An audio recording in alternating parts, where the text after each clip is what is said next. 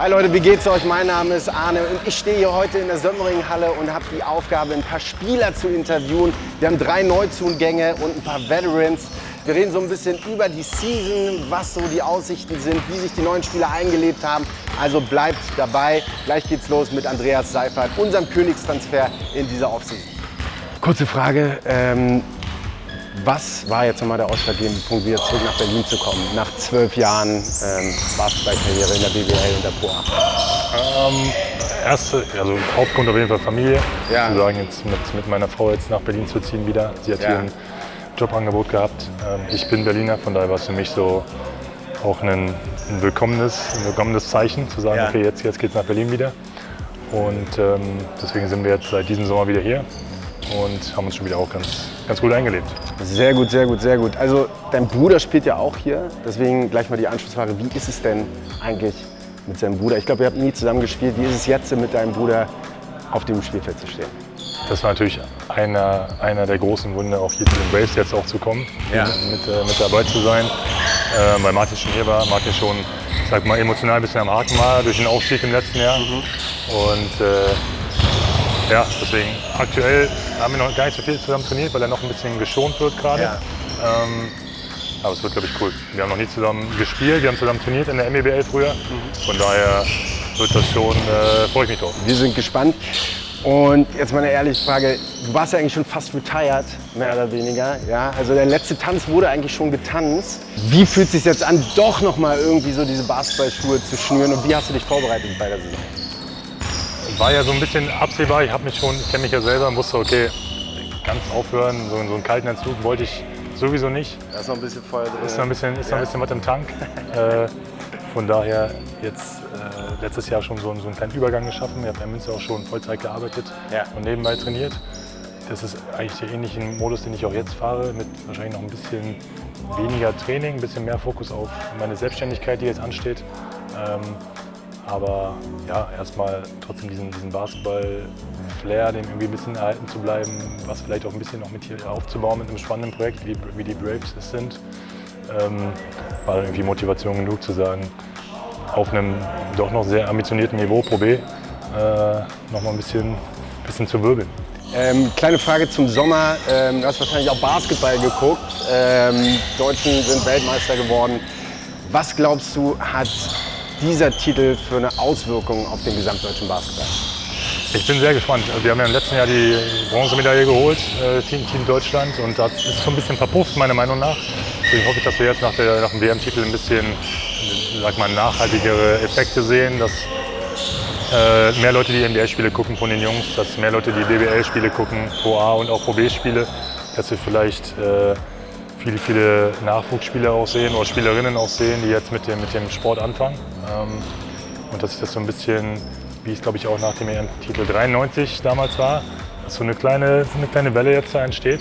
Deswegen bin ich ganz gespannt, wie die Liga das jetzt macht, wie der DBB das auch irgendwie aufgreift und eigentlich jeder Verein, wie es auch hier bei den Braves dann ankommt in der Saison, weil gerade ja auch viele Berliner da im Team waren, viele Berliner Aushängeschilder einen Titel geholt haben. So. Und von daher glaube ich, wird man hier auch in Berlin hoffentlich ein bisschen was sehen. Ne? Jetzt noch eine kleine hypothetische Frage. Du kennst sicherlich auch so ein paar Spieler von der Nationalmannschaft. Und wenn du dir, sag ich mal, einen Skill von einem Nationalspieler klauen könntest, was wäre dieser Skill und von wem? Ich habe jetzt direkt den Fadeaway von Nils gegen Slowenien im Kopf, aus dem Post. Last Second Shot in einer wichtigen Phase. Sowas nochmal beim Werkzeugkasten, so ein Fadeaway, Fallaway, ist ja was Feines, ja. Den würde ich nehmen. Kevin Kolmer, Kevin, sei gegrüßt. Gleich mal eine Frage, du bist 21 Jahre alt, also noch ziemlich jung, hast schon in Chemnitz gespielt, du hast in Bayern, bei München gespielt, zweite Mannschaft, dann bei Trier, glaube ich, und wenn ich zusammenkriege, bei den Hamsters. Ja. Was war jetzt so der ausschlaggebende Punkt, nach Berlin zu kommen und dich im Braves anzuschließen? Ja, also erstmal, es war ein turbulenter Werdegang, würde ich mal sagen, dafür, dass ich 21 bin. Hat tatsächlich in Gotha angefangen. Ja. Ich komme aus der Nähe von Gotha und da ging alles los. Ich war ja, wie du gesagt hast, in Chemnitz. Ja. Und da war ich am Sportgymnasium und Sportinternat, habe da mein Abitur gemacht. Ja. Und der sportliche Leiter zu der Zeit da war der Konstantin. Ah, okay. Und da war so ein bisschen die Connection. Ja. Und da kam der Kontakt auch in der Offseason, habe ich ihn angeschrieben, haben wir ein bisschen telefoniert und er hat mich zum Tryout eingeladen. Okay. Und so kam der erste Kontakt mit den Braves. Und du hast wahrscheinlich auch Basketball geguckt jetzt in der letzten Zeit im Sommer. Deswegen, wir haben jetzt jeden Spieler gefragt, welchen Skill oder welchen Move er sich klauen würde von einem von unseren Weltmeistern. Also bei Move muss ich überlegen, aber generell als Skill, ich glaube, jeder würde gerne so werfen, wie Andy Obst gezeigt hat. Ja. Diese Dreier von 9 Metern, so konstant, finde ich stark. Was können die Braves erwarten von dir in der Saison? Einen kreativen Point Guard, der Energie aufs Feld bringen will und einfach Bock hat, die Spiele zu gewinnen. Jakob, erstmal herzlich willkommen. Du bist ja auch ein Berliner Junge, bei TuS gespielt. Ich glaube, bei TuS Neukölln das erste Mal die Basketballschuhe geschnürt, falls der Wikipedia-Eintrag richtig ist. Wie ist es jetzt für dich, wieder zurückzukommen? Du hast ja auch eine lange Karriere schon hinter dir. Wie ist es jetzt, wieder in der Heimat zu spielen für dich? Also ich freue mich auf jeden Fall wieder in Berlin zu sein. Nach 13 Jahren immer unterwegs gewesen, mal hier, mal dort. Ja. Freue ich mich hier zu sein und auch für die Berliner Kulisse zu spielen. Sehr gut, sehr gut. Und sag uns doch mal einmal ganz kurz, es gab sicherlich auch ein paar Angebote, ein paar Leute, ein paar Teams, die dich sicherlich gerne gehabt hätten im Roster. Was war am Ende der ausschlaggebende Punkt, bei den Braves zu unterschreiben? Erstmal das Projekt finde ich an sich mega cool. Und ich finde, Berlin braucht einfach eine Pro A-Mannschaft und wenn es natürlich geht, auch eine Erste-Liga-Mannschaft. Sehr gut, sehr gut. Das wollen wir auf jeden Fall hören. Nächste Frage wäre, du hast ja sicherlich wahrscheinlich die Basketball-WM verfolgt, nehme ich an, wie wir alle, diese historische WM. Jetzt die hypothetische Frage, wenn du dir einen Skill aussuchen könntest von einem der Nationalspieler oder einen Move, welcher wäre das? Ich würde dir von Dennis Schröder nehmen, wie er zum Korb geht, also an der Seite, seinen Fake-Spin macht und dann wieder attackiert, zum Besseren attackiert. Den Move finde ich nice, den will ich auf jeden Fall nehmen. Alright, Marley, nice to have you here with us. How is it to be back on the court? How was the break?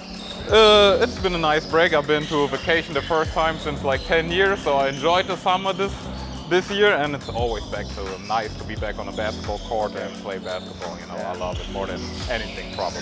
How did your personal preparation change in comparison to last season? Now the change between first regional and Pro B.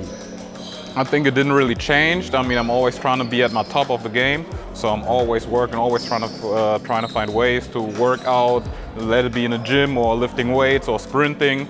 And I think I did a little bit more of conditioning because the coaches forced me to this year. But I think nothing really changed. Also, it was a big summer for basketball Germany. We are world champions of the world, by the way. Yeah. And you probably also watched a few games. What do you think does this title have an impact for German basketball in general? First of all, I think it's amazing that they actually achieved it. They all deserved it, all the 12 players being there, and I hope that it's put more spotlight on German basketball because we've been on a good way.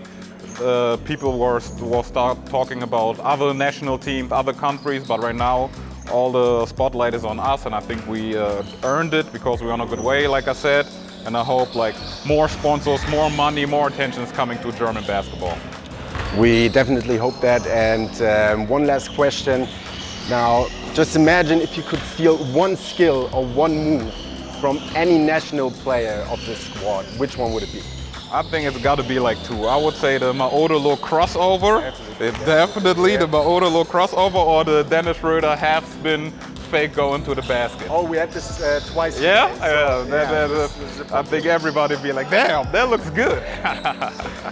All right, Marley, thanks a lot. Now you have 10 seconds. What do you want to tell the guys or the fans that come to the Sömmringhalle on the 3rd of October?